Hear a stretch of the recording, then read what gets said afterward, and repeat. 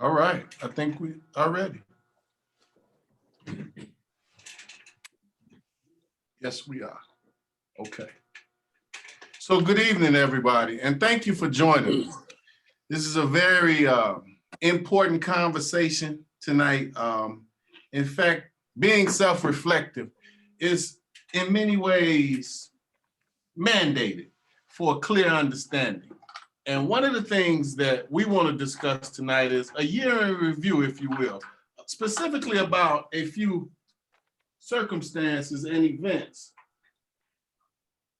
that have come to, for the most part, summarize and embody what the Black Study Center has attempted to do and then what has come of it. So before we move any further, my name is Frederick Douglass Dixon. I'm only Dixon on payday, but I'm Frederick Douglass all the time. And with me, I have esteemed colleagues, and we have Mr. Ben Hurt, who is the supervisor of advising out of the ACES department here at the University of Wyoming. And returning, Ben is returning, as well as Coach Benny Boyd, who is here to discuss some very interesting and serious topics, but he is a assistant coach with the University of Wyoming Cowboys football team. And since the day that he arrived on campus has been very instrumental in remaining active in outside duties to him being a coach, which means he has duties as sometimes a social worker, sometimes a parent connector, but most of all, he's responsible for the education of many kids. And being in this monolithic situation, or even more specifically, a monochromatic situation as the University of Wyoming, we don't find too many people who find it important to step outside of their boundaries and build relationships. So he's been more than apropos with that from the very first, his first arriving on the campus. And Ben and I have been working together in concert since December of 2020, where we had an event where ACES asked me to come and do a professional development about advising Black students, and since that day. And I need to go any further without talking about Toby. He is our eyes and ears. He's also, like, if you will, I'm from the 80s and hip hop. He's our DJ. He's on the wheels of steel. We can't do much without him, so we appreciate him. And tonight, as we move forward, we want to have some discussion about white massive resistance to social justice advocacy. And I know if you're here, then you've seen the flyer, and it explains very well how we want to have this conversation. But I think this conversation will be specific to the University of Wyoming's campus, but it indeed is emblematic of what we see around the country, particularly state by state, when we think about this neoconservative movement to remove critical race theory from public education. These are things that are natural outbursts of what we're saying tonight. So I think it's very important, and to have this conversation, one way is for documentation. We did not want this entire year to go back without having an idea of having a discussion about what happened to us as we advocated for social justice on this campus. So when we think about it, Ben, if you could just go ahead and give us a few thoughts, introduce yourself, and then Coach Boyd, and I'm gonna do an intro, and then we're gonna get right into it.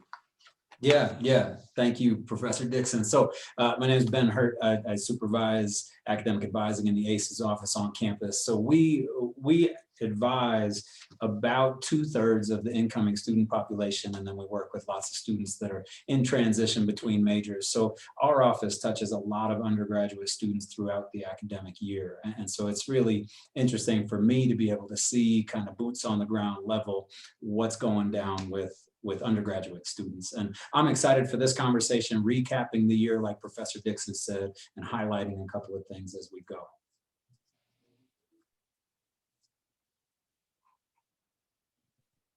I'm excited to be a part of this panel. Have been very moved by the work that I've done with Dr. Dixon here since I've been here.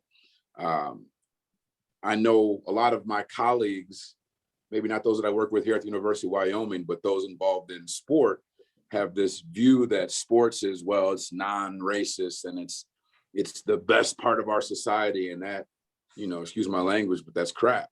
It is a representation and an extension of everything that this society is. Now, there are factors of it that do represent equal and fair opportunities, but there's a lot that don't. And so I view the role of a football coach as multidimensional, as Dr. Dixon already mentioned. I'm parts coach, parts teacher, parts counselor, and parts leader. And so I don't take that responsibility lightly. And I'm excited to, again, be a part, to lend my voice to this and to continue to learn, to help better our students and their opportunities to be successful.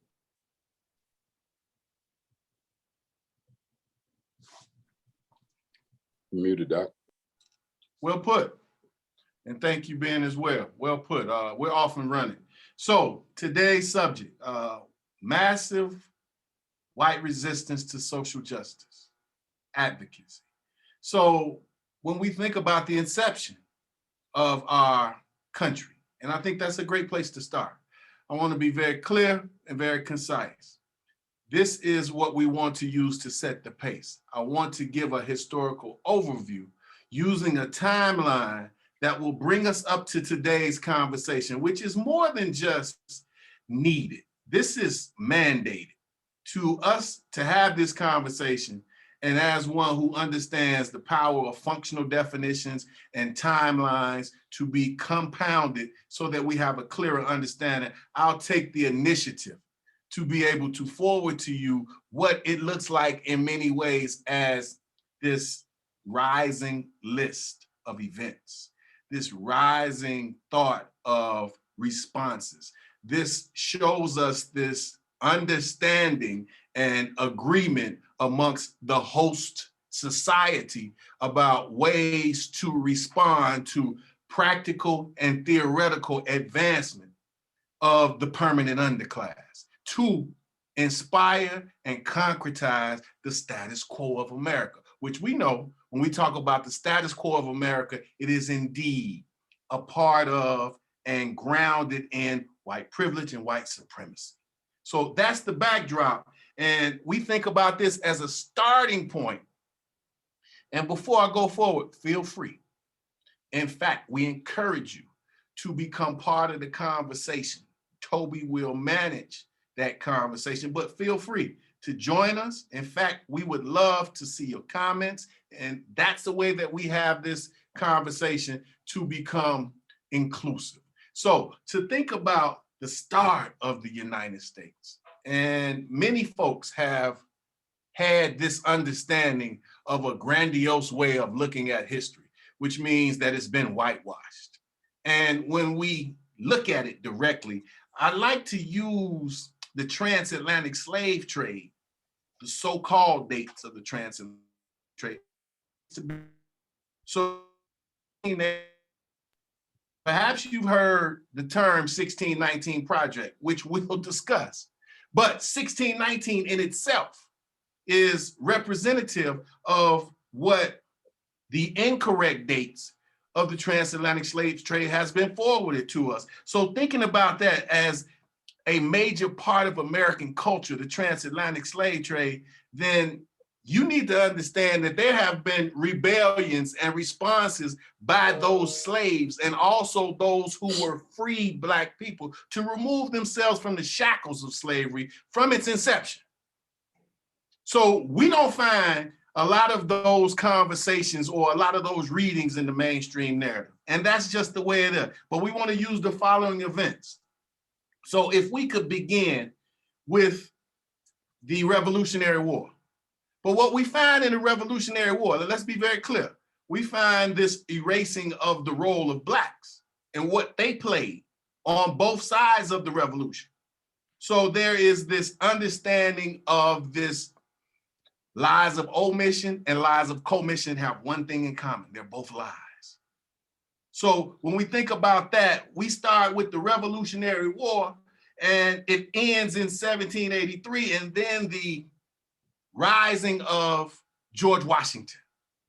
But let's go to the end of close to the end of his 8 years as the president, and we find that even during this time, as slavery has been going on for over 200 years, the problem for many of the slave owners is what? Runaway slaves. So when we think about the Fugitive Slave Act of 1793, so this rebellion amongst those who fought in the Revolutionary War, those who were slaves, there is a direct response. And that's what we're talking about today, a direct response. A direct response to the problem of the runaway slaves during the Washington Revolution was quickly solved by permitting and promoting and giving up, if you will, a piece of legislation, the Fugitive Slave Act of 1793. And it says an act respecting fugitives from justice. A person escaping slavery from their service of their masters, created the legal mechanism so they could retrieve their property. So it's the rights to what? Life, liberty, and at this time, it was still the right to personal property. So the response to the runaway slave was to create a piece of legislation that would indeed directly deal with it. And let's fast forward to 1829, when we understand that slavery is in itself over 300 years old. And David Walker's appeal. David Walker is from Boston. He's a Black man who's a freed Black man who wrote an appeal. Think about the word appeal and what that means. He wrote this appeal to the colored citizens of the world. And what did he say for the colored citizens of the world in 1829? He wanted them to say, and he says, I say, I do not only expect to be held up to the public as an ignorant, impudent, and restless disturber of public peace, but such avaricious creatures, as well as the mover of insubordination, and perhaps put in prison or death for giving a superficial exposition of our miseries and exposing those tyrants. So if you understand David Walker's appeal, it's the first email.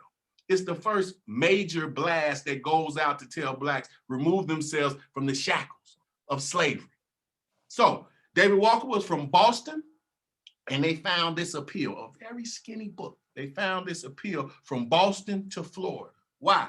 Because there were Blacks who were shipmen who would pass this particular piece of literature out as a way of rebellion. So they found this piece of literature up and down the East Coast of America for years. But here's the thing, 1829, and let's go back to what he says, and perhaps put to death or put in prison.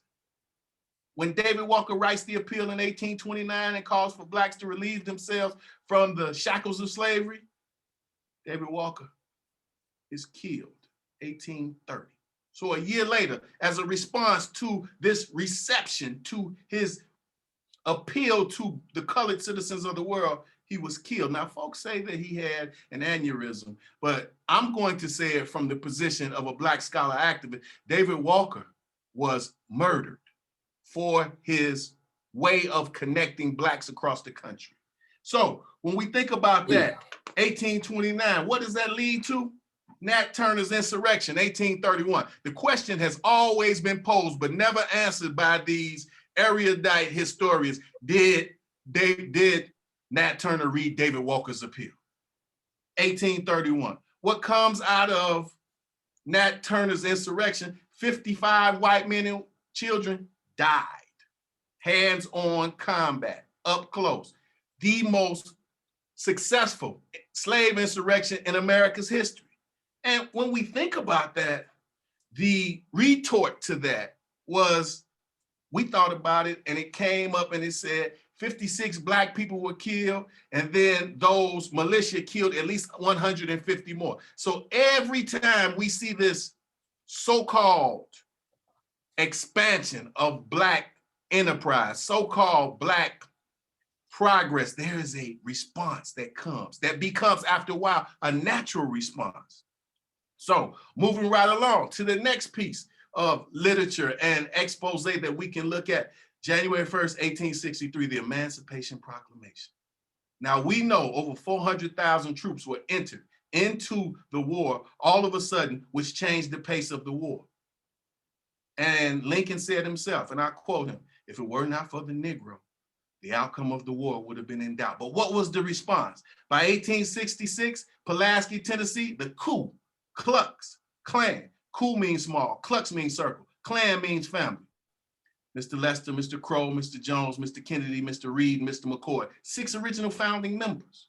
But what did that say? That said that Blacks should be returned to a state of servitude. Think about what else happens during Reconstruction, 13th, 14th, 15th Amendment.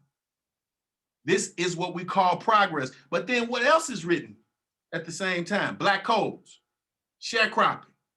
So the labor contracts were being set out to return Blacks to this servitude position that would be very similar to their slave position.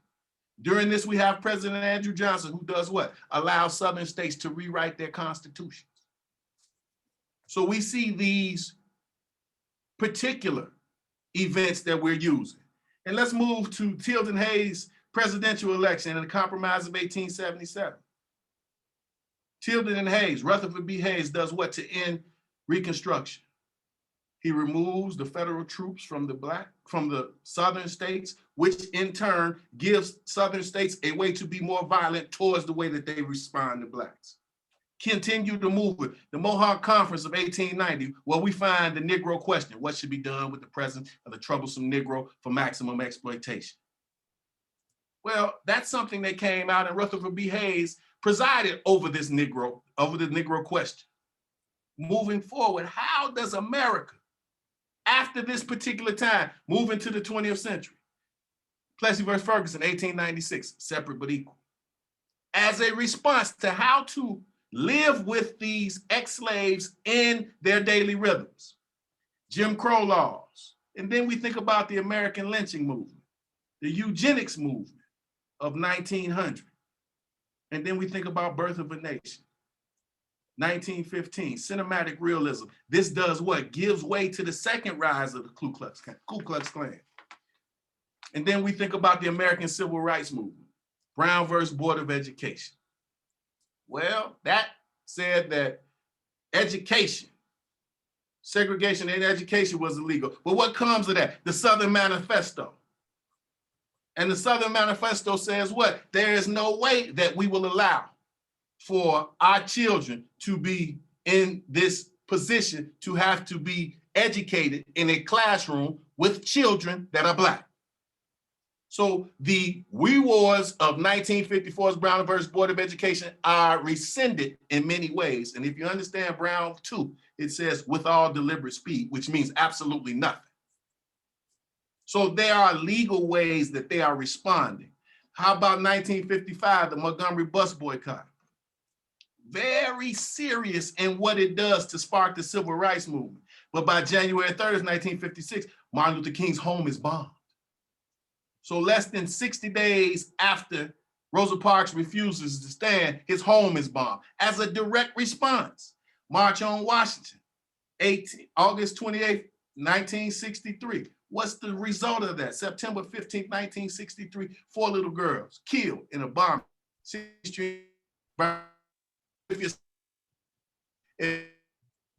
you, but it'll make sense with our conversation.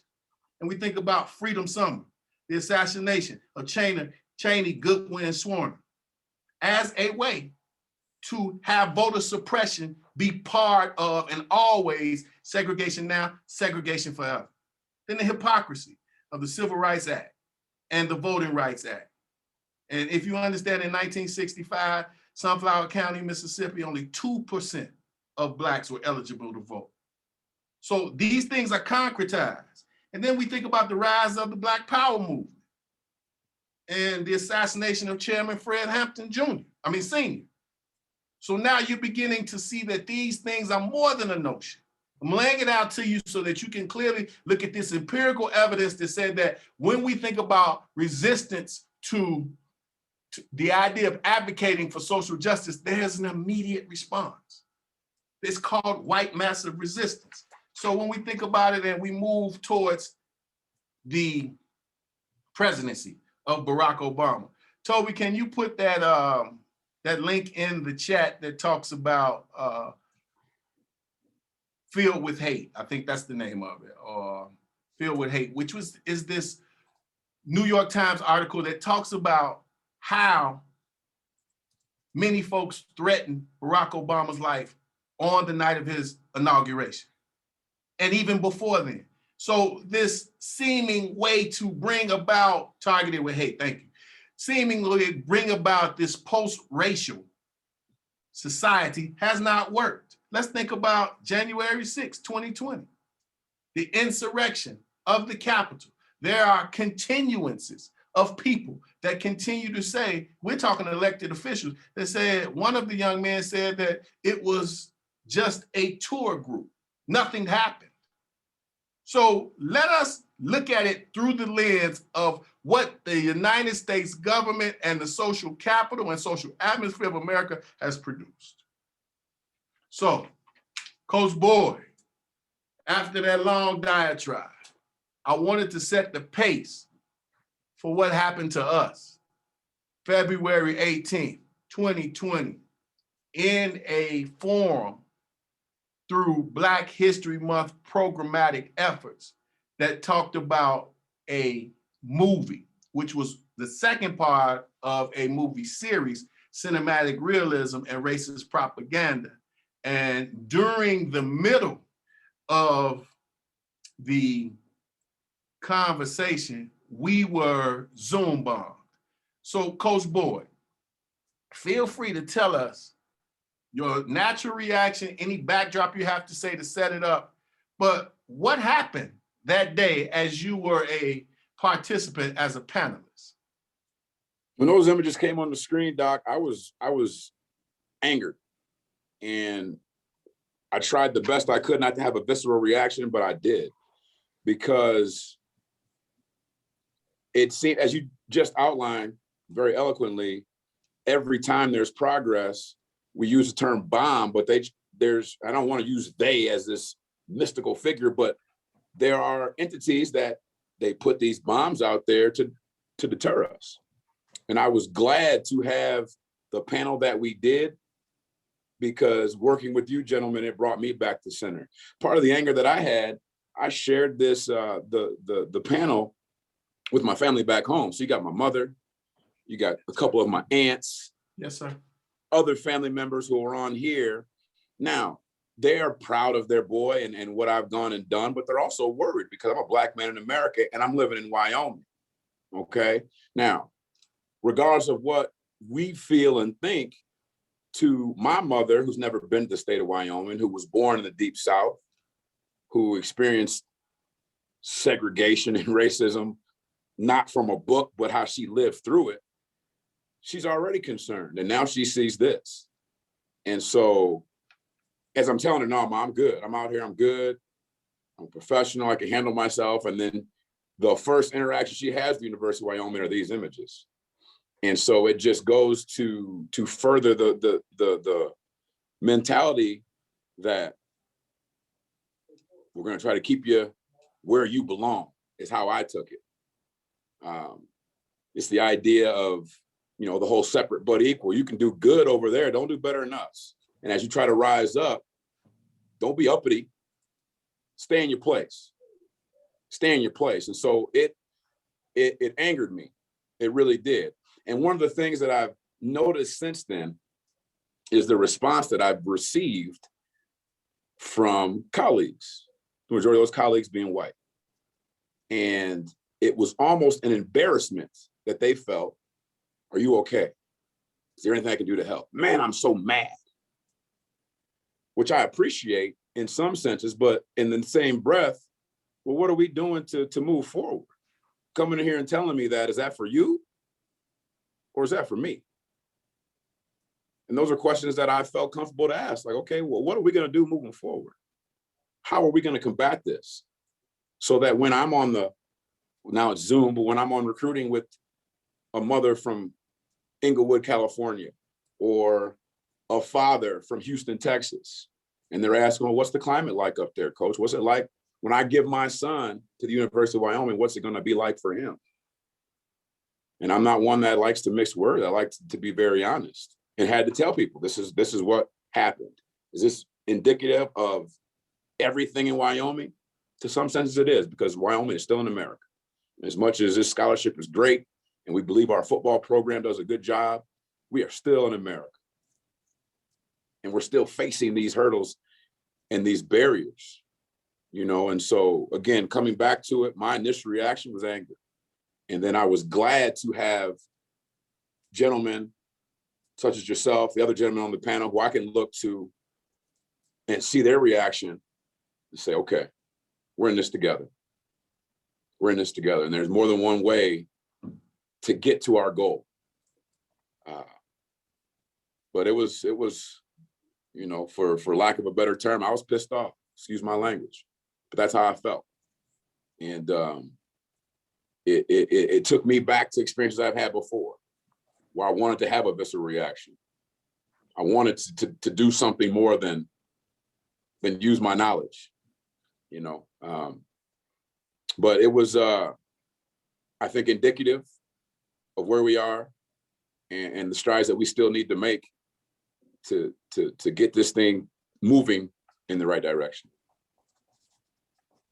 Coach Boyd, very Yes, well sir. put. Let's dive just a little deeper. So we had a young man out of Western Illinois University, Mr. Byron Shabazz.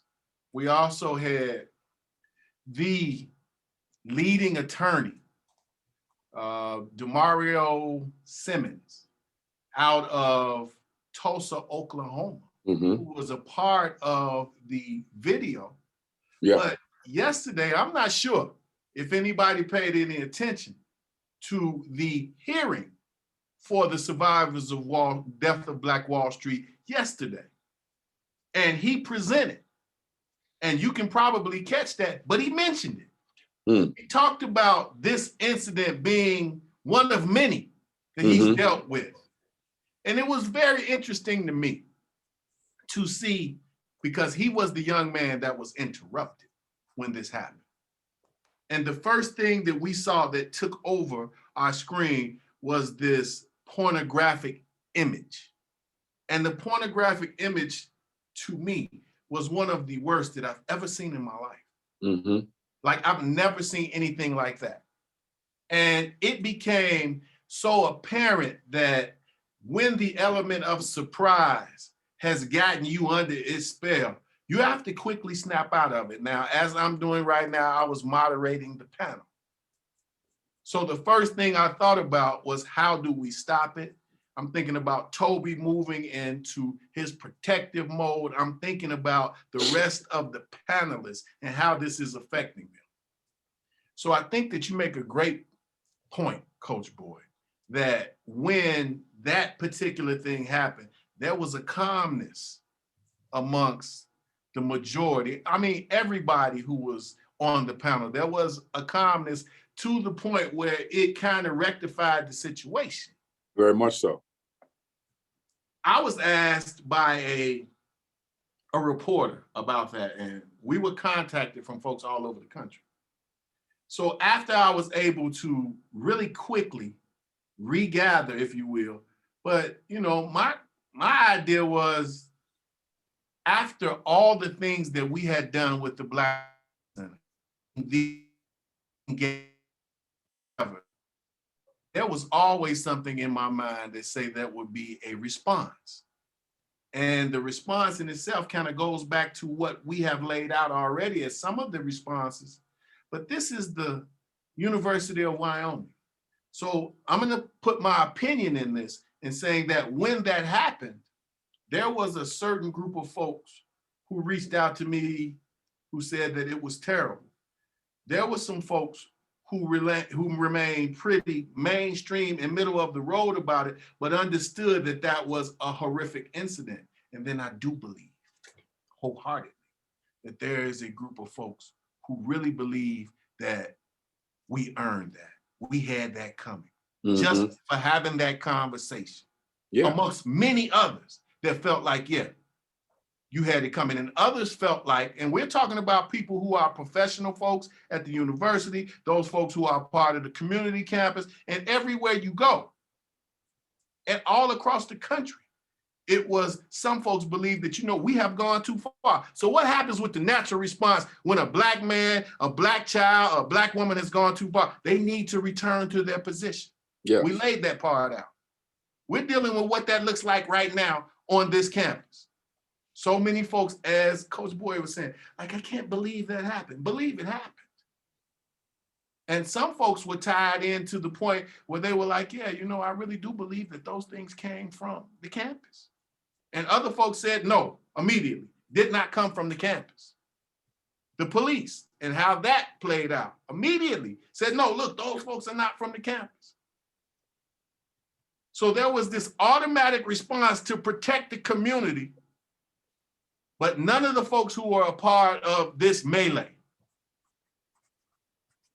So Coach Boyd, even after that happened and we moved forward, and then even when it was over, your takeaways from the way that we're lining this up with a natural response to resistance by white massive resistance.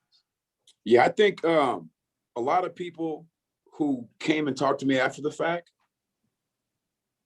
and I don't want to blanket this statement, but was it more they were just embarrassed that this great place that they love so much put that out nationally, or were they really concerned about the incident? That's a question I can't answer, and that's something that I've pondered. How did you get to the point to get to that question? Because that's a great question. That's a very good lens to be very critical about. Because the responses from different people were the same. Tokenism is what you're saying? Yeah. And I view it like this. I think America's greatest business model is racism. It's the greatest business model this country has. Absolutely. Because you go back, this country was built on the back of slaves. 13th Amendment, abolish slavery, except if you're incarcerated, convicted of a crime.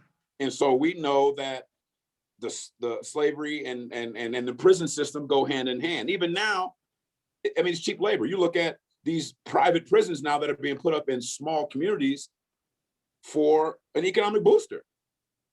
I mean, and then you look at the laws, and I'm transitioning now to something totally different, but it's not. It's all wrapped up in this.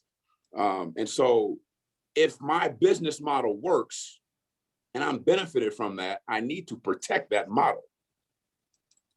And so when I think about it, man, were you just embarrassed that the country saw this? This became national news. Or are you actually concerned about the incident and what the response is moving forward?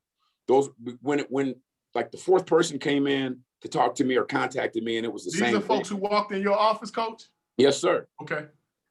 Yes, man, I heard about it. I'm so mad. Just don't know what to do. And are you okay? Next person. You can almost tape and can it. Here it is again. And so now, again, is it the embarrassment over the representation that we have now that University of Wyoming is painted in this light? Or is it, I'm disgusted by these acts and the mentality that perpetuates it, man, let's move forward and change it. And that's a question I can't answer, but that's something I continue, and it's got me initially looking at people sideways. Look, was it you? Was it somebody you know? Mm-hmm. Are you worried about the repercussions coming back because you were involved? Mm-hmm. And now, again, I don't want to put that out there and be the paranoid guy here, but man, as you look at everything, what really bothered you about that? Because the other thing that I think is, man, if you were so moved and motivated, you probably would have been on the panel yourself. You probably would have at least contributed yourself or sat and learned and not heard it or read it on an email that came down from the president, a strongly worded email from the president's office, you know? And so that's the question that I continue to ponder. Is it, I'm embarrassed because this great university is represented in this fashion nationally, or man, this is just the problem in neon lights that I can't put my head in the sand right here. I can't do it right now because it's knocking on your door. And you in the front room with the blinds open. You're home. So how are we going to respond? Well, I think you segue perfectly into it. And thank you for your patience, Ben, because we have a whole nother story to tell here. So going back to think about what you said, a strongly worded statement from the president. Well, in some regards, Coach Boyd, I know that what I heard from you was a way to segue to another conversation, but kind of in a facetious manner. Because what I got from that was that when President Seidel responded, he responded timely. He never used the word racist. He never talked about the damage that it caused to that group that was on that call.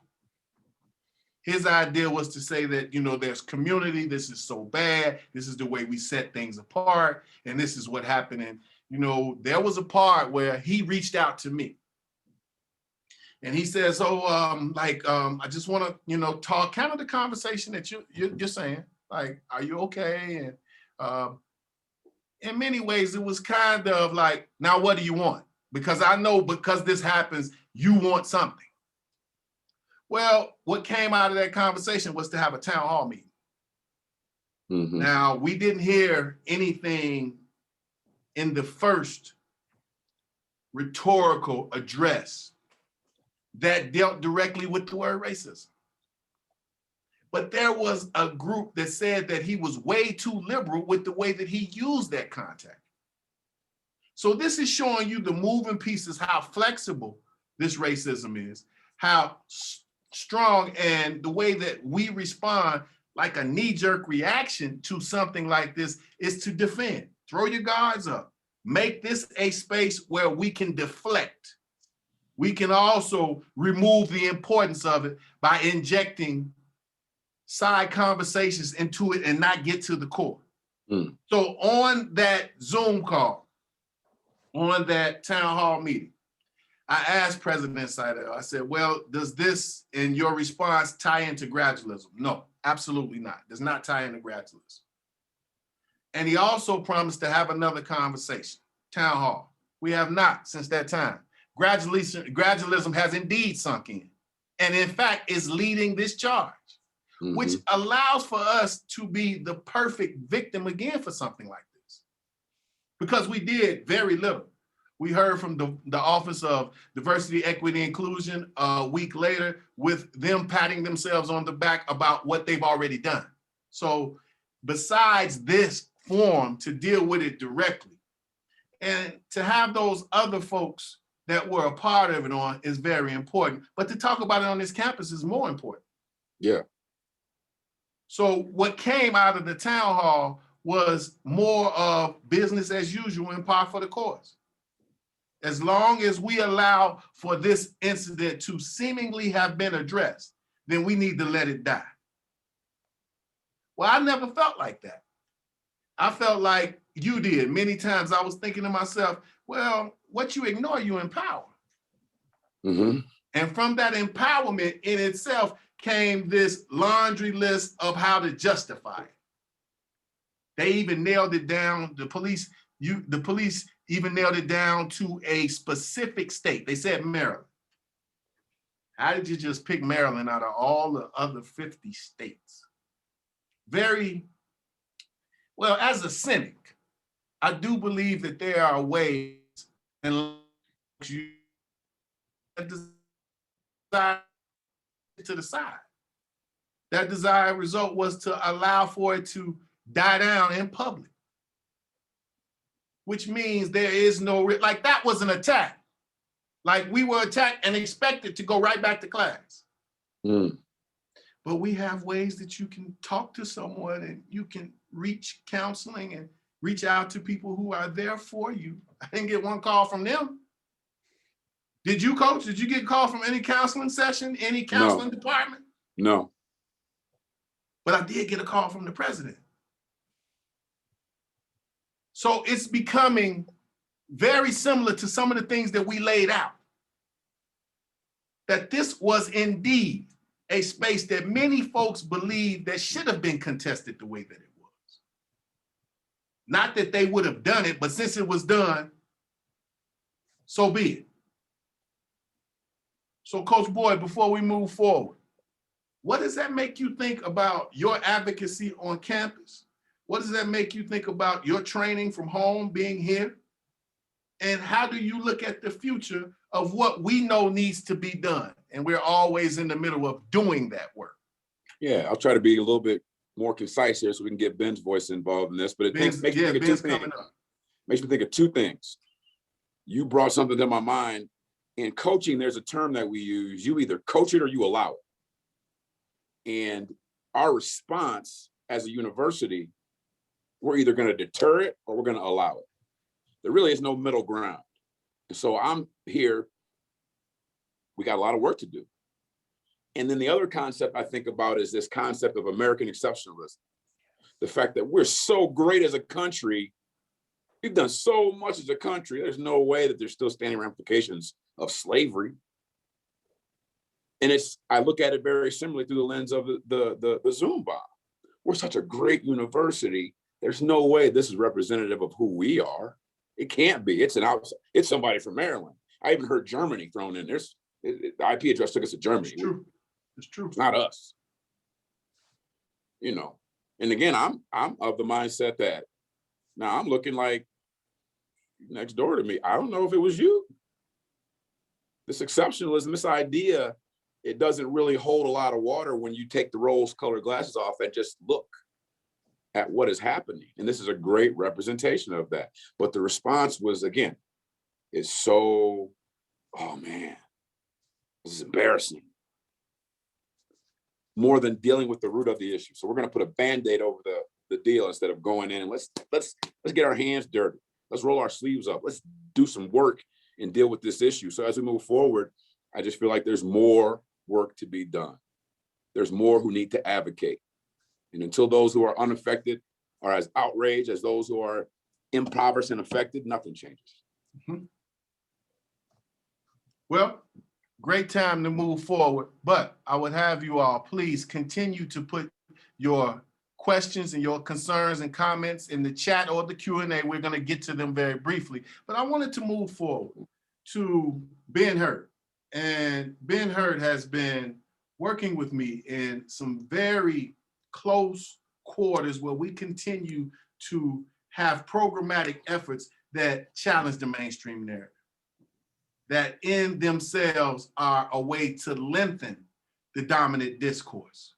So we know that the insulation of Wyoming and the rest of the country, that is in itself a challenge. So under no circumstances do we flee from that. We never eschew, we always embrace. But during this process, particularly after the webinar that was titled Allyship, White Privilege, and Social Justice Racism. Now let me go over that again to show you how challenging that is in a symbolic manner as a title. Allyship, white privilege, and social justice racism. All of those are problematic. And all of those have reared their head here at the University of Wyoming in 2021. So this is not 2 years ago, this is not 3 years ago. In fact, I got an email today that for the most part showed the youthfulness of and the viability of these things in a format that is systemic. So I'll discuss that a little later, but Ben, why don't you tell us what has been your experience with massive white resistance? Yeah, yeah, and first I just want to say thank you to Coach Boyd. That was awesome, and I took some notes, and I love it, and I think you hit a lot of points just right on the head, and so I appreciate it. Very poignant. And so mine wasn't as public, right? So following the webinar, uh, allyship, white privilege, and social justice racism, and it was a great panel, right? And I was the only white dude on it, and I don't know what emails everybody else got, but I came to work the next morning. I was feeling pretty good about the work that Professor Dixon and I had done, a lot of good feedback from people in the chat. And I open up my email inbox and I have one that the subject line says, Jew scum, period. And then the body of the email, I won't recite, but it was physically threatening in a very aggressive way. And so, really similar to Coach Boyd's initial, visceral reaction.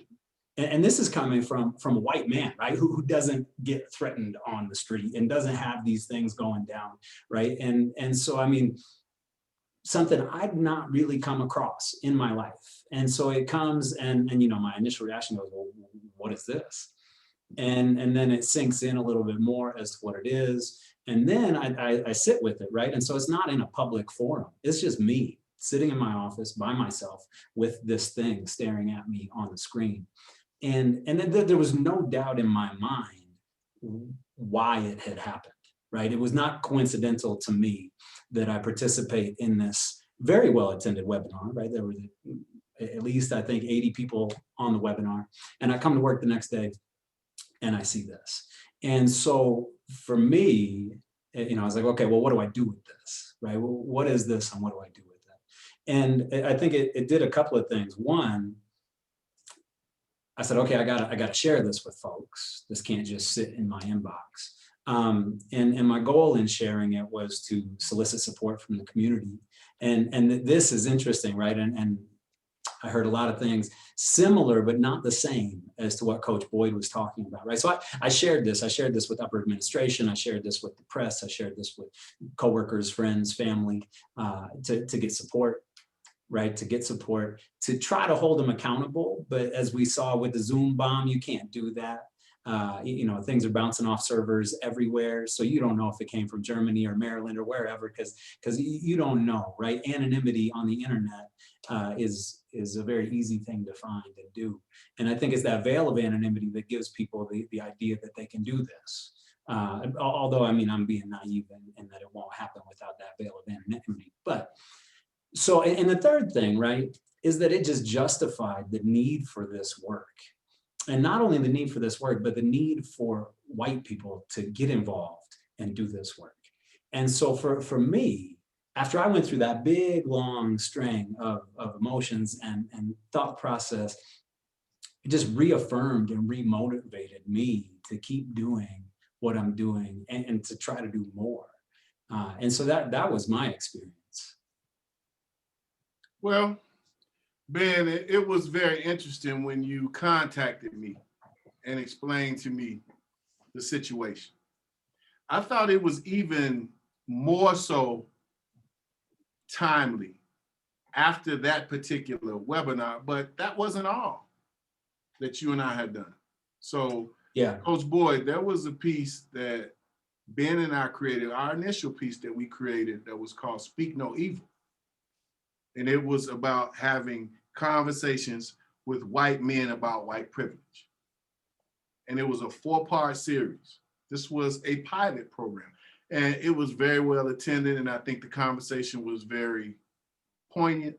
I think folks were able to loosen up. I was very impressed. And the things that I was able to walk away with, it was very interesting. But when I think about white massive resistance, there were some things systemically that had gone on before we were able to even conduct this kind of conversation, which I think is our indispensable duty as the Black Studies Center. I understand that. Like other folks who want to be a part of it, that is what we desire. But me personally, I want to be very clear for everybody who's on the line that I'm prepared all alone. Now, I would hate to see that be the case, but you have to be willing You have to be trained to be able to do this all alone. And that is my training. But I want to make sure that when we had these conversations, the content was very challenging. So after a while, we had this group of people having this great conversation that was becoming part of their Saturday mornings. And, you know, even amongst that group, there was a group of folks that were within that group that were highly, think about things in a way that, you know, well, I don't believe that you guys had done this right and done that right. So they were highly critical. And some of them are paid very well to do these things. And then there were other entities that we did not want to be a part of because it would water down the content, it would water down the tradition, and it also would put people in a situation where they would notice that too. So to have that conversation, I truly believe, was a part of what happened to Ben as well. So we've agreed to move forward on these issues. And again, some folks on the entities of this campus are paid very well to do exactly what we're doing. But they don't have the vision. They don't have the fortitude. And those are two things you can't teach. You can't teach a person to have vision, and you can't teach them to have fortitude when they get hate mail like this, when they're Zoom bombed. So Ben, go ahead and explain to us, like, this hit the press. You were on the front page. How did that come about? What did you think about that? And feel free to share experience, but please, you all, send your questions, send your comments and your concerns. Yeah, I was unhappy with the way that the article ran. And getting it to the press was my idea. I thought it was important. But then the narrative that was spun wasn't quite accurate. And I think it speaks to a lot of what Coach Boyd was talking about, right? And it's just indicative of where we are. And there's this strong belief about American exceptionalism, but that's a macro scale. There's also this strong belief in the University of Wyoming's exceptionalism, that it can exist here, right? And so we have to spin it in this narrative, and oh my gosh, I can't believe that this happened. And yeah, I can. And that's, if you don't see it, that's a problem, right? And it's the idea that, no, we don't want to talk about this. And that's the problem. And so, when the article ran, there was an outpouring of support to me personally, right? Like my neighbor whom I love said, "Hey man, are you all right? Like, if anybody comes, we're ready." And that was that was genuine, right? But then there's some other stuff that goes down this, political posturing and I can't believe this. And then there was just genuine support that I appreciate. But I think the support that is poured out in a blind fashion, like, I cannot believe this happened. I cannot believe this happened to you. I think that in and of itself is an issue. Yeah. We got a comment here, and it says, Du Bois puts it so well. To the real question, what is it like to be the problem? So I think about Du Bois, and I think about his brilliance. And I think about what he talked about when he said problem will be the color line. And even right now to this day, particularly with the surge amongst some things that we're seeing now. A group of folks out of Tennessee said we can't teach anything that has to do with critical race theory. These are responses to the cries that are coming from all sorts of different populations. But it reinforces America's status quo. It puts us into a position that allows for these same thoughts that have governed for years. So where do we learn these pieces? Where do we get our most intimate training? In our homes, at the church, in conversation with elders.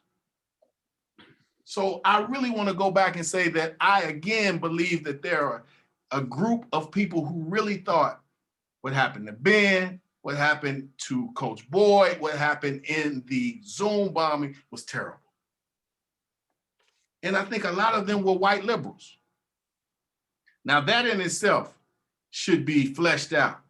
But for the sake of time, there's a group of liberals who didn't say anything.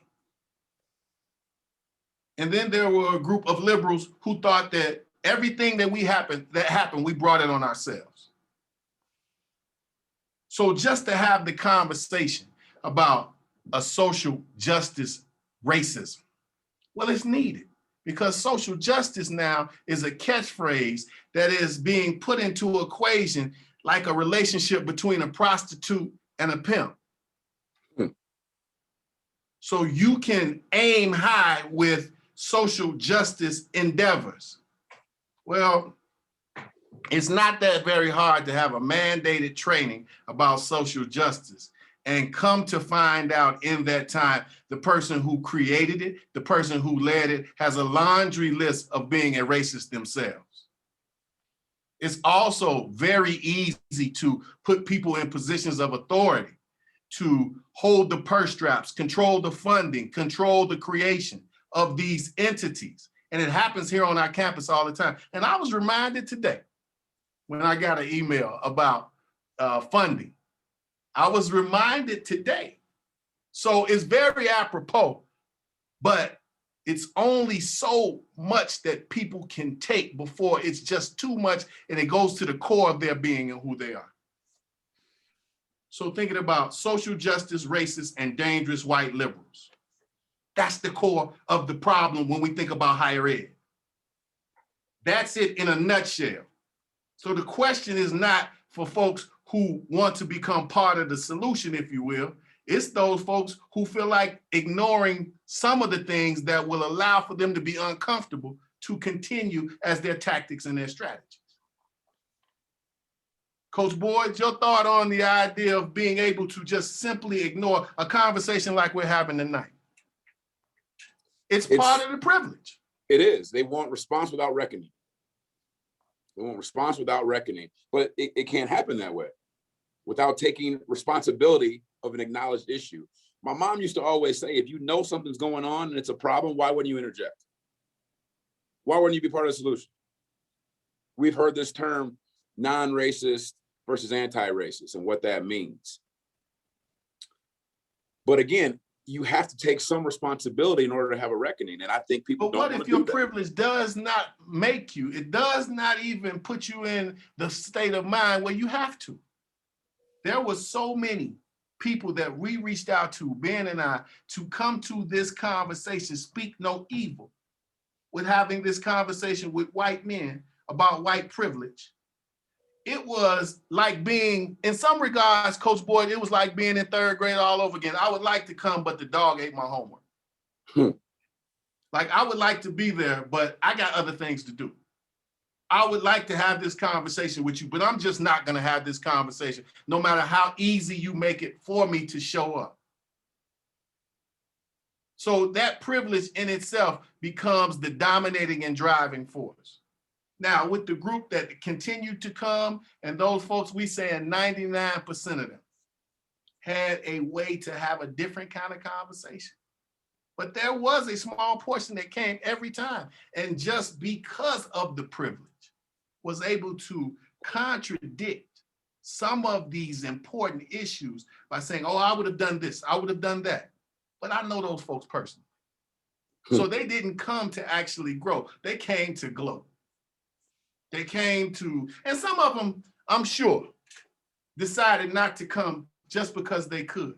Now, if we were to parcel out what these folks do and what Black young men provide for their daily bread, then there should be some sort of social capital in them showing up. But the privilege in itself doesn't permit it, doesn't allow it, doesn't make it so.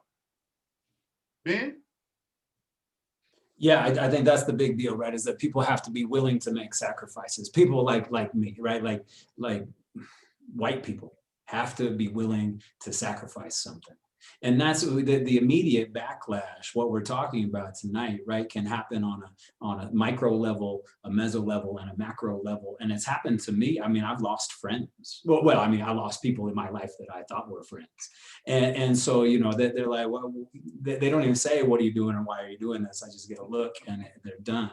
And I remember calling out somebody in conversation because they said something, did something that was just perpetuating our current paradigm in our country. And I called him out on it. And since that day, I've not spoken to that person. That person has not spoken to me because they were not happy with being called out on it. And so that's a way of backlash. They're not willing to look deeper into it and say, well, what was it? What was my prior learning? What was that learned behavior that caused that?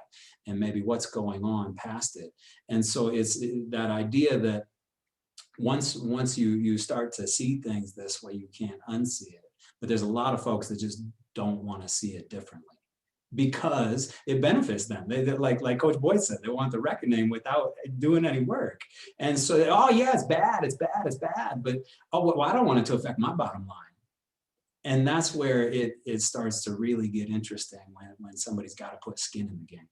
I think it's very interesting to see the complexities of some of these things when you know that we think about some of the things that we're taught from our earliest infancy, that you protect home. I mean, many of us have learned that, and you protect the thoughts that come from home. Mm-hmm. So this is really getting to the heart of the individual and humanity. So to look at humanity on a tiered system, which we always do, then we find certain folks, particularly those who are the permanent underclass, the most problematic. So to have this conversation today means that we had to all get together. Coach Boyd had to agree, Ben had to agree. We had to cut out our time and make sure that we would be able to provide something that would be empirical and something you can walk away with as a way for a solution.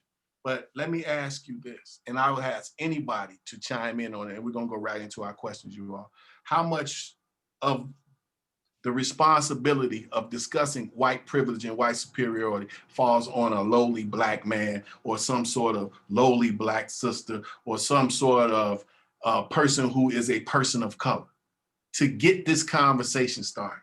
How does that become their reality and their responsibility? The privilege allows for it too.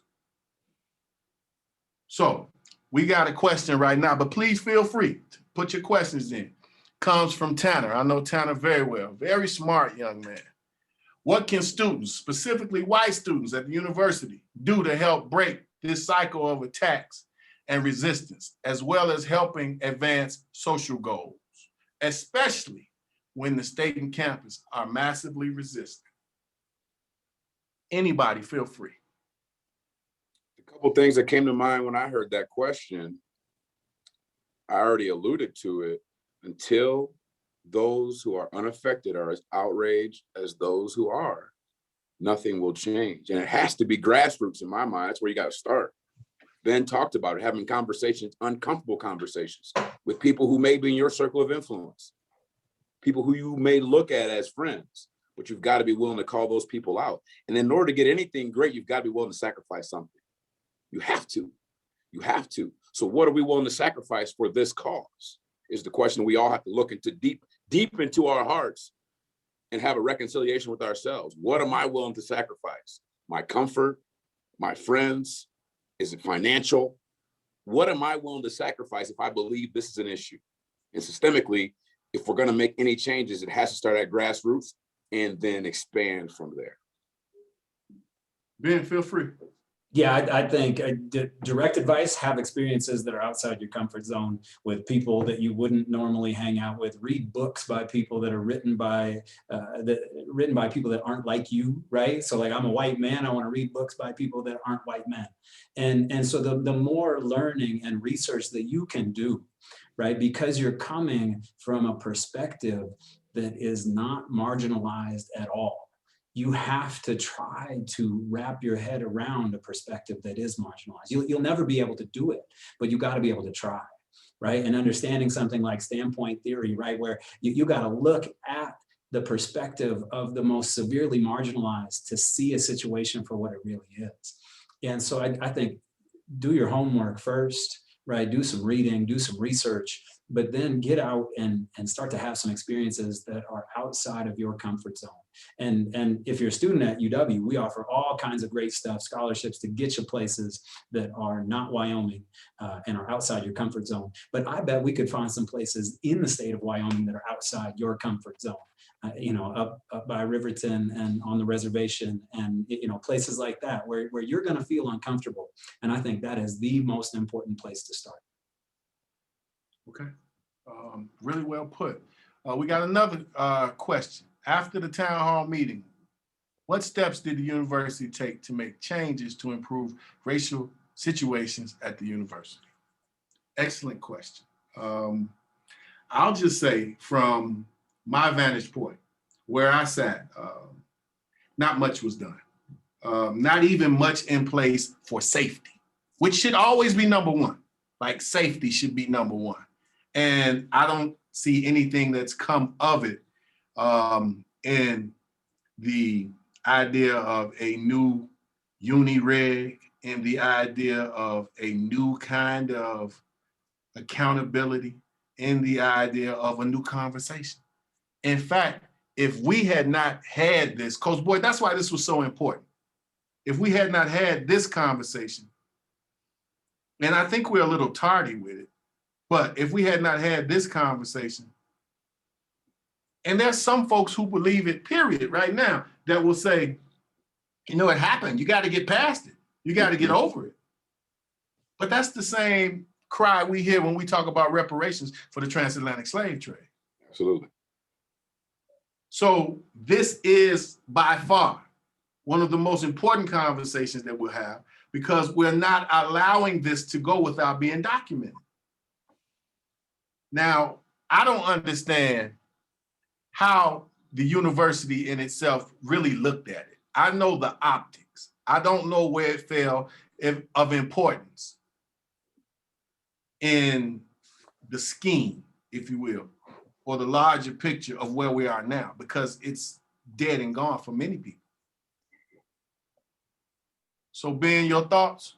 Because the question is, after the town hall meeting, what steps did the university take to make changes to improve racial situations at the university? Did you see, and if, feel free. Coach Boyd, please answer that question when he's done as well. Yeah, I mean, I can't really speak to it very well. I haven't seen any. I know that supposedly there's been some pillars set up, but that's all to me. That never came up. Not once. It never came up. And so that's what I mean. On my level, I can't speak to it, right? Because I'm not at the table. I'm not a part of those conversations. I appreciate what Coach Boyd said about the necessity for grassroots. And that's more where I see my role in enacting change on campus, because I don't have a seat at the table to make larger decisions. And so I have no idea. I've heard about these 4 pillars, and one of them has to do with diversity, but I have no idea what's within that pillar. I don't know what action, tangible action, comes from that. I don't know what sort of funding is put behind that. And so from my perspective, I would say nothing. Coach Boyd? From my little sandbox, I would echo the same thing.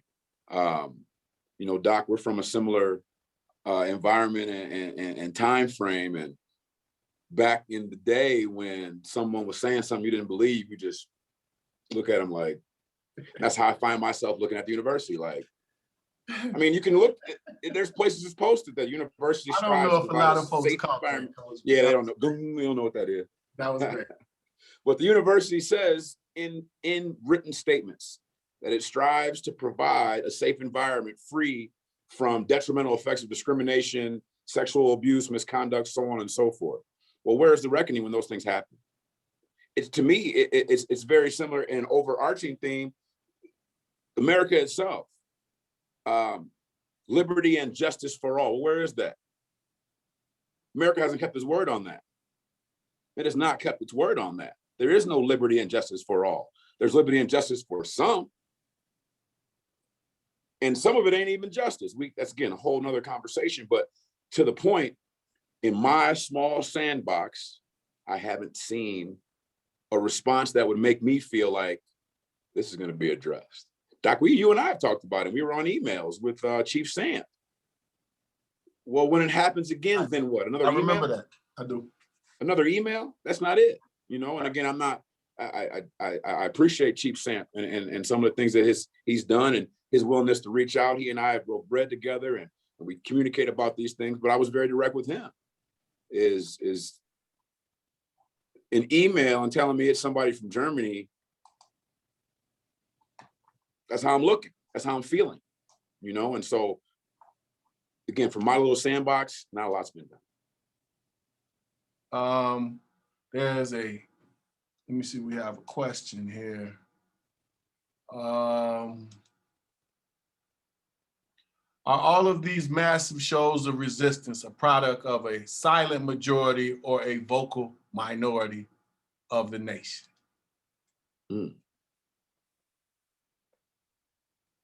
Feel free. I would argue that the people that are vocal are part of a minority, but what the majority is, that they're of that opinion where, well, yeah, the system's not, you know, it's not right, but I don't really care to fix it because it's not bugging me, right? So it's that idea that my life is not being impacted, and that's the privilege, right? My life is not being impacted by systemic racism, so I'm just gonna let it ride. And so it's letting the status quo persist because status quo for you is okay. And that's, to me, that's the silent majority.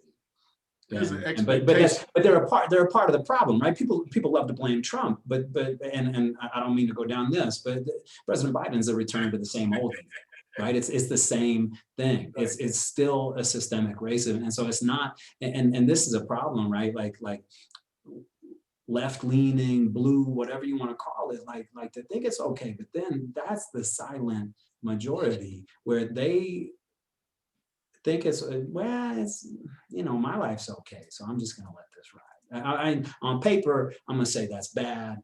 It's bad, it's really bad, but you know, I'm not willing to give anything up. So I'll stop. Coach? I think Ben put it very well.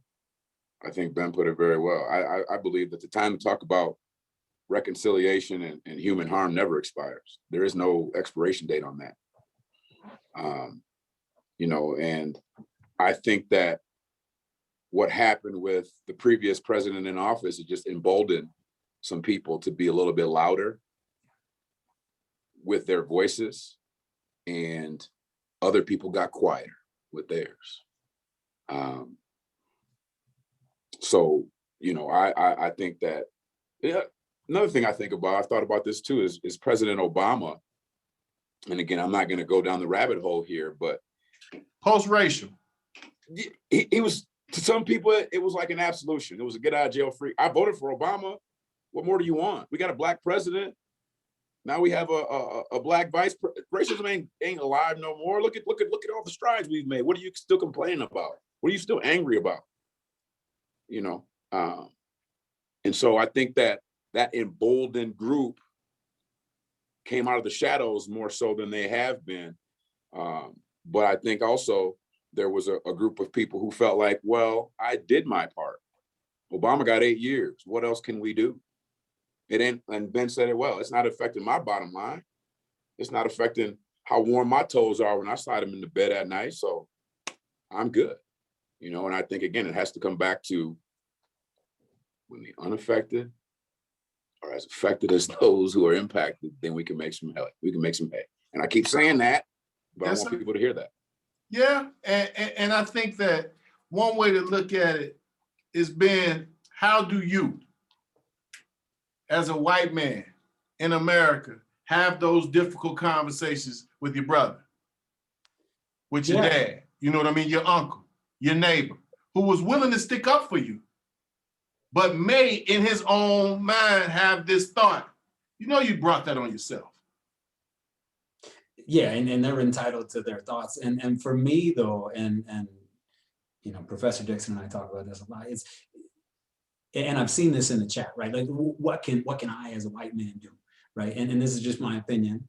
I think you can build relationships with other white people to the point where you can have those conversations productively, right? That to me, that's where some of this change might actually happen. If you sit around with people that are like-minded, it's, you know, making each other feel good. But if you can go and have conversations with people that you have built a relationship with, and you're allowed to because you're white, and so you can have a conversation with them, and you can build a relationship to a point where when you start to broach that subject, they might listen to a perspective that they haven't listened to before. They might be able to rethink about a topic without getting defensive. Right. And my story with an individual who doesn't talk to me anymore, I didn't have that relationship, and they got defensive, and boom, it was over. Right. And so it's important, and it takes time, but you have those conversations, and you have them in a way where you ask questions, right, that are maybe non-threatening. And you say, well, tell me a little bit more about your perspective. Tell me more about this. And it's really rooted in that relationship. And I think that's an important thing that can be done. Now, people are going to think the way that they think with regards, and Dr. Dixon, did my neighbor really feel that way when he told me that, or was he just trying to make me feel good, or trying to make himself feel good? Nobody knows. I think he meant it, because I know. Good. I didn't mean him per se. I meant the one who would say that to you in public, the one who would be your neighbor to say that. But it's something about the psychoviscera that says in his mind that, you brought that on yourself. Yeah. The great Timberly Vocal says, I've had a hard time wrapping my head around questions regarding how white people can be allies. Is this word even useful anymore? Seeing as white liberals who fail to put words into action taint social justice progress by self-identifying as allies, have the words allyship and allies been watered down by white liberals solely being concerned with holding the title rather than acting in a way to point where they are meaningless? Pretty straightforward. Well, Timberly, I agree with your questions, and I agree that there is, simply put, a population, and many layered populations in that population that have become very productive at being in the lead of these positions as allies. When we know, because we understand what it looks like, that they still understand why folks stormed the Capitol in January 6th. Not that they did it, but they have the same experiences that those folks who stormed the Capitol have. They have the same relationships. They think about things in the same way. It's okay to continue to teach the idea of what Blacks mean in a deficit model. They agree on that. They also agree that when it comes to white massive resistance, oh, that's just how they are. And that's just what they do. So there is this compliance amongst many different groups, even those who are paid very well to use the term social justice research center, to use the term ally, to use the term allyship. That's why we directly dealt with it. Allyship, white privilege, and social justice, racism. That was one of the upper brass said, what does that term mean? I mean, when she heard it, she said, what does that term mean? It was like I was turning a mirror right at her. And the mirror reflected many of the things that she uses on a daily basis to reinforce her position as a leader. So I do believe that it will continue to be a problem, the term ally, the term allyship. There's no way that changes overnight. It's been how many years of these same thoughts that have led the charge, that have led the funding. We got a letter today about something we know is important, denied. Why? Just because they could. And it's far more personal than it has anything to do with being professional. See, that's how it plays itself out, particularly in higher ed, particularly on this campus. Some folks, if I contact with an announcement, it won't get out for a week or two. Other folks, they'll get it out right away. So there is this privilege and this power that goes along with it. It sometimes goes down to me attempting to get a reimbursement from one person versus getting a reimbursement from another person. But it's all deeply rooted in racism, fear. Well, they talked about it in 1990, the browning of America. White America's got to deal with that. It's very controversial now. But I think it's even more controversial when you get that allyship means that you control the dominant narrative, means that you control the thoughts of Blacks and you lead them. Social justice racism, I think I'll rest my case. Coach, when she said it, allyship, allies, what are your thoughts? I think that the first thing I thought is, why are people getting involved? Because with the advent of social media, you can do a lot of things to promote yourself. Look at me. Look at me. I'm doing this. So is it for the cause? Is it for the movement? Or is it for a different external feeling that you need? You know, because I firmly believe that I have white allies, to use that term, in my corner that I know would rock with me to the death of them, that would stand firm, that would take the stones and arrows that would come. And then there's others that I know that are about the visual. This is what it looks like. And again, it goes back to that point I made earlier when people were checking on me. Are you checking on me because of you and how you feel? Are you really concerned about this situation? You know, and so I'm not sure that I answered the question, but I feel like it comes down to, what is the motivation? Why are you involved in the first place? So when I think about that, because you're right in the middle of the bullseye, Coach. The allyship, or the word ally, should be able to be self-reflective and be able to be critiqued. See, what happens with people who have positions of authority, particularly when it comes about diversity, equity, and inclusion, and social justice advocacy, they hate to be critiqued. And I think it's more than apropos for all of us to be critiqued, particularly when in positions of authority. But what happens is, it's just so ingrained in the privilege that, no, I don't need to be critiqued, but I do need to lead you.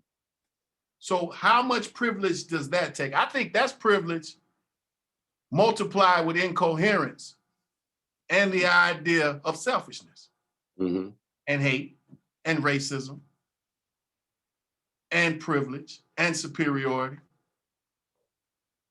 So to be straightforward with this while we have you here, Ben, what happens when you're called an ally and you're challenged?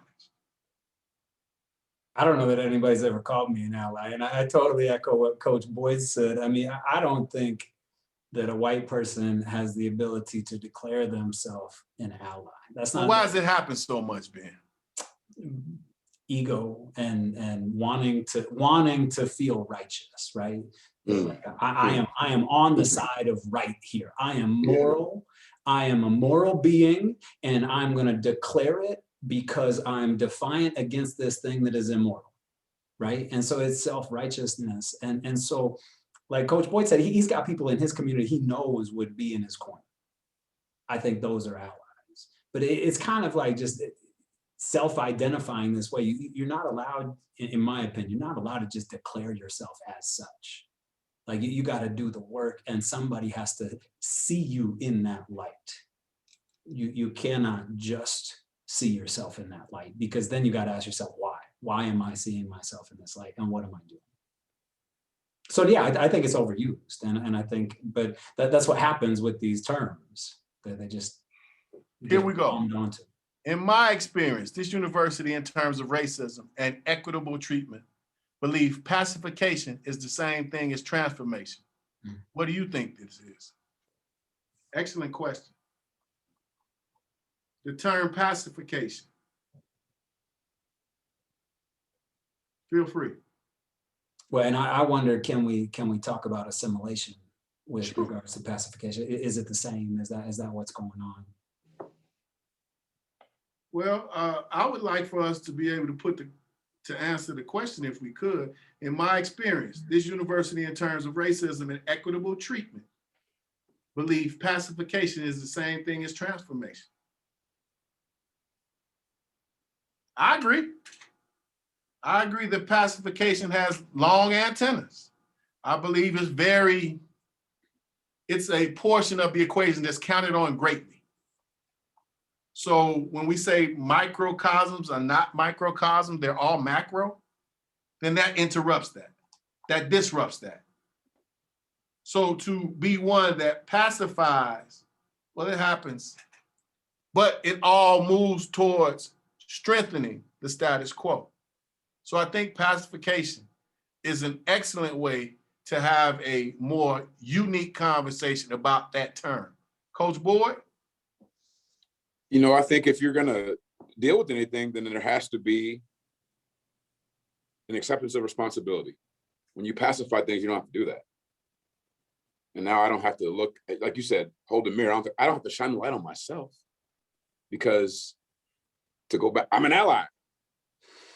So why would I accept responsibility for this? And I think that keeps, I'm trying to think of the term, it makes it easier for people to sleep at night,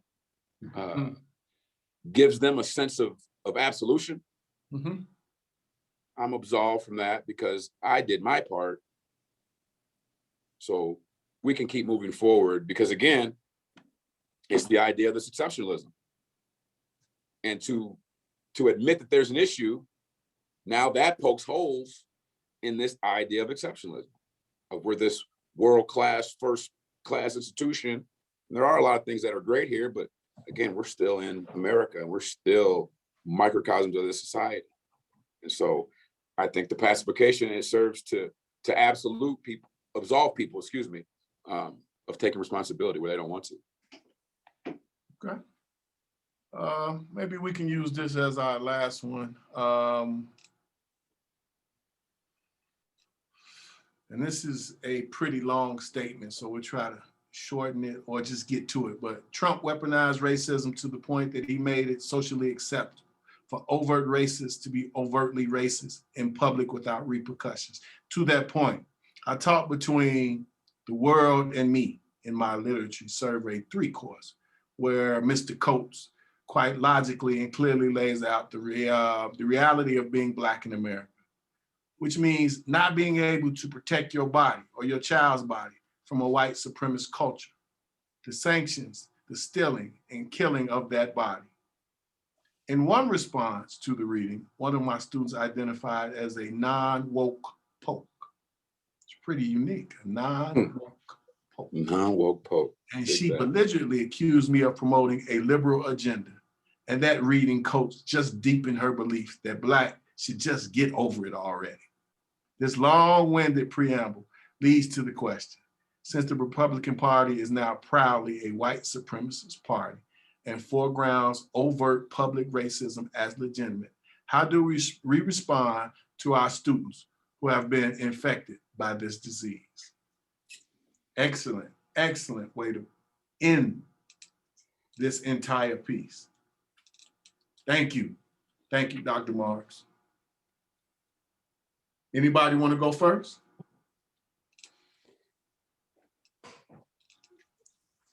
Yeah, that's really tough. And there's a concept called belief entrenchment, right? Where you start to believe something so wholeheartedly that even when there's evidence against it, you dig yourself in even deeper and even deeper. And my hope would be for the non-woke poke and this idea of being woke, right? That it's a destination, that it's an outcome, that it's something that you can get. I think that's dangerous too, but that's pop culture. That's what's going down, is that you're either woke or you're non-woke. And it's gotta be a continual process of just starting to look at things in a different light. And so my hope is that the non-woke poke reading that book maybe poked a little hole, right? And so that maybe more and more, but this is the idealist within me, But I think it takes paradigm shifting experiences where, you know, reading a book for a class that is mandated isn't necessarily a paradigm shifting experience, right? Because the student can just do whatever it is they need to do to get through, right? They'll Google. Cause hell during the class, right? Right, yeah, that's right, that's right. And there's not anything that they can do, right? But if they have a paradigm shifting experience, so what I mean by that, like let's say the student was to go to, let's say St. Lucia is an island in the Caribbean where there aren't a lot of white people, right? And they're not staying at a resort, they're just going to the market. That's paradigm shifting because they can't be obstinate to a different point of view. They have to see it. And so I don't know if everybody can get that. I don't know if that would work. But I think we got to try. And I think we got to be reading literature like that. I think that's important. But I don't know, Dr. Marks, I'm sure you gave great feedback. That's what. Oh yeah, I rest assured. Coach? You know, I really appreciate something you just said, Ben, a paradigm shift in experiences, because I was going to say it starts, again, this term of grassroots, but it starts in the home. Doc Dixon, you talked about that earlier. It starts with what we are taught. And this country invented the chattel system of slavery, where the slave is the same as the table, is the same as the oxen, is the same as the plow we put on the oxen. Oh, absolutely. And so it's rooted in the fiber of how this country was built. Again, racism is the greatest business model this country ever had. And so until my experiences forced me to take a look at that and have a reckoning with that, then I don't know anything is going to change. I really don't. But the thing that I appreciate, you know, about you, Doc Dixon, about you, Ben, as I've met you, about people who are involved in this panel, is that we're not getting tired in running this race. We're going to have to pull people across the finish line, and it may not even happen in our lifetime. But we're going to have to continue to run. And when we can't run, somebody's going to have to run for us. But it comes down to, that's a beautiful term, paradigm shift in experiences. Until that happens, nothing's going to change. But people have to be willing. They have to be willing to look at themselves, you know, through a clear, realistic lens, and be able to accept the criticism that comes along with that. Coach, let me ask you, us having these conversations, and this is not the first one that you have agreed to be a part of because of your dedication, but how much do the oppressed owe the oppressor to have these conversations? Where does the margin fall on the oppressed to set the pace, where they set the pace nowhere else in society? Not financially, not systematically, not psychologically, like as one who represents the most hated population on the planet as a Black man in America, the most incredulous, the most, well, when we think about the question, what should be done with the presence of the troublesome Negro for maximum exploitation, what we've laid out to you from the very beginning is deal with them violently. So what do I owe the same group that is extremely violent when there's perceived or real advancement? You know, I see folks in Walmart on a Saturday where it's crowded. And when I come through the door, I got my idea of where I need to go so I can get out of here. Because there's a fair chance that out of these 300 people in here, I could be the only Black man. So how's everything? Yeah, I got to go. So what do I owe my oppressor? Frederick Douglass said in his very poignant speech, What to the Slave is the 4th of July, July 4th, 1852, Rochester, New York, right around 6 p.m. He said, the feeling of the nation must be quickened. The conscience of the nation must be riled. The propriety of the nation must be startled. The hypocrisy of the nation must be exposed. And its crimes against God and man must be denounced. Go where you will, search where you may, and you will agree with me that for revolting barbarity and shameless hypocrisy, America reigns without a rival. So I say that to let you all know, July 2nd, we will be hosting a mini symposium on Frederick Douglass's speech, What to the Slave is the 4th of July. We're gonna make sure that you're invited to that. But the title of ours will be What to the Slave's Children is the 4th of July. Mm. So we do like to stand up for what's important. Even in such a monolithic situation, it is needed. Perhaps more so. Closing thoughts, if you want to go first, Coach. I just appreciate the opportunity Out, again. man. Thank you for coming out. You know, Yeah, I I appreciate the opportunity. Those who took the time to listen, be on the panel. Ben, thank you. Doc as well, thank you. Toby behind the scenes, I appreciate you as well. And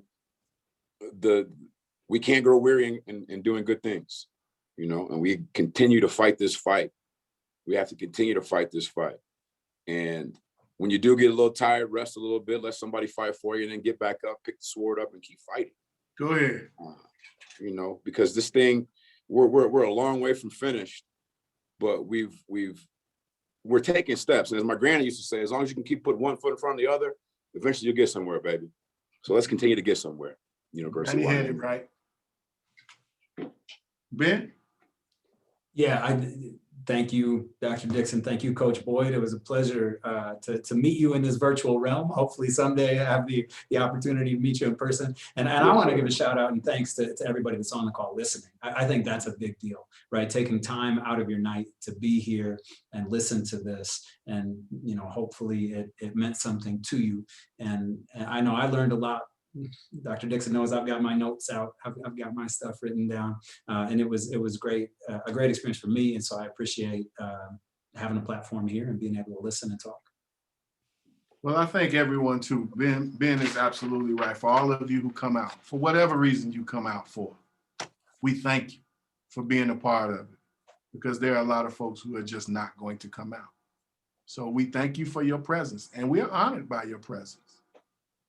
So I say to my colleagues, my esteemed colleagues, I never wanted to fall short. My esteemed colleagues, there is a love that is building for you from me because of this work that can't be matched, because I know what it is when I see it. Again, been trained in America as a Black man to be a cynic. And there's not much that I don't understand about America's tactics, their strategies, their techniques. Go back to what we started talking about tonight. White massive resistance to social justice advocacy. I think the most poignant part of this is as soon as we're done, everything goes back to, for the most part, everything goes back to business as usual. Now there will be some folks who will have great takeaways, and that's what we're aiming for. So again, to all good people, we thank you for showing up. And I don't know if you guys are old enough to remember an R&B group called The Whispers, but they had a song that said, and the beat goes on. And the beat goes on. And we will continue. You know, absolutely. There is no reason, because many who I came before me were much stronger and wiser than me, but they left the blueprint. And tonight we want to make sure this is documented. I want to go back to it. If it didn't document, it didn't happen, doesn't exist. That Zoom bombing and that hate mail, that happened. And as James Brown might say, get up on the good foot and let us understand what our responsibilities are. And for all of those folks who still have this connection to mediocrity, to passivity, we deny that. And we hope that somewhere along the line, your children will be better off than you, because the youngest is the most important. Indeed. We thank you all for coming out. Toby, my man, you did it again. We appreciate you, Toby. We really do. And thank you for all that you do. Thank you. I appreciate getting to work with you. Good. I think that's about it, Toby. Thank you, everybody.